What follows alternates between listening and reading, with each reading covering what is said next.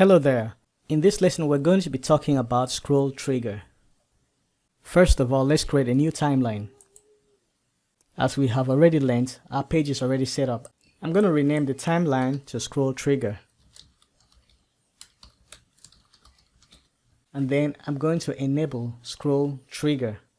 The ScrollTrigger has several options to configure, although the default setting is usually enough for a simple animate on scroll. By default, the display scroller markers option is enabled. You will see visual markers on the page showing you the start and end position of the scroller markers. If you want to animate the element on scroll, you may need to tweak the values of the scroller start and end positions. Let's choose an element to animate. We're going to animate this image. I'm going to go to the animation selector, and then I'm going to scan the image for the selectors. I like to choose the image class, and then I'm going to set a property. I'm going to set the opacity to 0. Take note that I'm on the front tab, and then I'm going to set the scale to 0.5. And that is because I want it to scale from 0.5 to 1, and I also want it to animate from an opacity of 0. That is basically all we have to do. I'm going to save this animation, and then I'm going to go to the front end and refresh. And then when I scroll in, that image is going to animate in. Another way is to lock it to scroll bar and then save the animation. If we go to the front end and refresh, we can see that the animation comes up and then it goes all the way back. See, it is locked to the scroll bar. What if we want to pin this element? We want to pin the section that this element is in, so that this section will remain pinned until all the animation on this image is done. We're going to select pinned element, and once you do that, automatically this value here changes to selector. Let's unpin that. Now by default it's on element, so this timeline starts when the element enters the scroll bar, which means the start of the scroll bar, and it ends when the element is fully visible. But if we want it to animate faster, we could make it end when the element is leaving the scroll bar. So you can see that the animation starts when the element just enters, but as it's leaving the scroll bar, it completes. Let's pin the element. As you can see, this changes to selector. Now when you want to perform a pinned animation, you typically want to pin the parent container of that animating element. So I'm going to select the parent container, and then it is the section. So I'm going to select the section ID, and immediately you can see that that section ID shifts.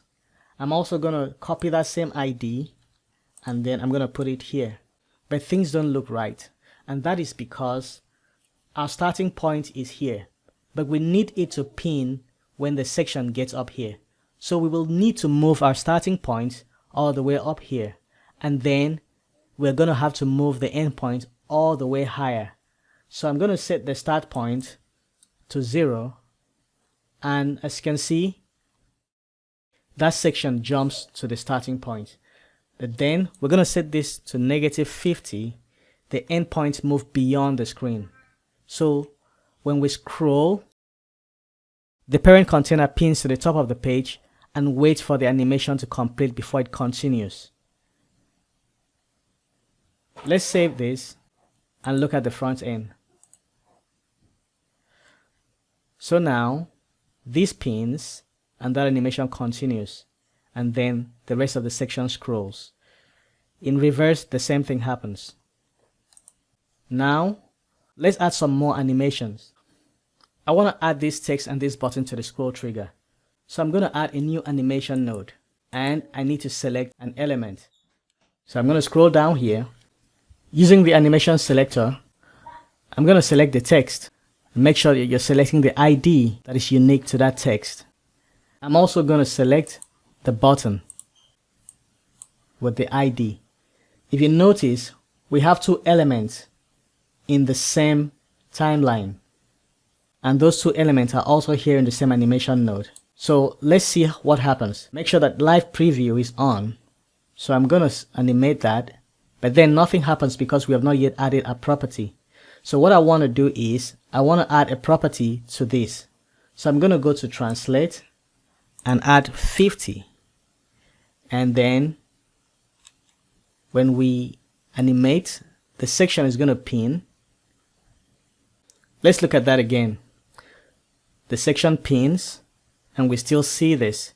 So I'm going to add an opacity of 0. Take note, we are still on the From tab. So it's going to animate from opacity of 0, then we move. I want you to take note that we cannot see the button because the section pins at the top and there's a padding. Therefore, the button is still under. To offset that, we will move the start position inside a bit by making it negative 10%. So now, when we animate, the parent container pins at a negative 10%, and then we are able to see that animation. I want this animation to overlap just a bit. So that overlaps. Now, in a situation where we want this text to animate first, followed by the start, we can go to Stagger. Because we have two selectors here, this Stagger is going to set how many seconds delay between one animation and the other. So I'm going to put 1 there. And then when I animate, you can see that the text animates first, then the button animates. Let's save this animation and take a look at the front end. So that pins, and then the text comes first, and then this comes. Let's go back. It's a bit too fast, so I'm going to change it to fully visible and save the animation again. Let's refresh. That pins. Alright, that looks good. But what if you wanted to use two separate nodes so that you can animate the text from one side and animate a button from the other side? So I'm going to duplicate this node and I'm going to move it off a little bit. I'm going to select this node and then I'm going to delete the button class just by clicking on it. And then I'm going to select this and I'm going to delete the text class. Sorry, not a class, an ID. So now we have separated the animation. I'm going to turn on the live mode. Okay, so now we have this animation where the text animates and then the button animates. So with that in place, we can safely delete the stagger because it is of no use. And then I'm going to go to the button and change the translate to -50. That way the button will come from the opposite direction. So I'm going to check that. Let's see. And then we have that animation. I can delay this further by shifting this apart, and that finishes, and that is about to complete. The button comes in, and that is what we want.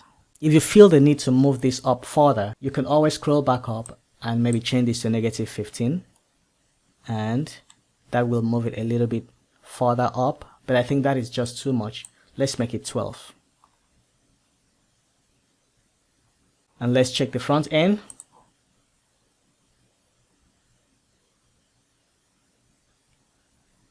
So we have successfully created a scroll trigger animation with MOTION.PAGE.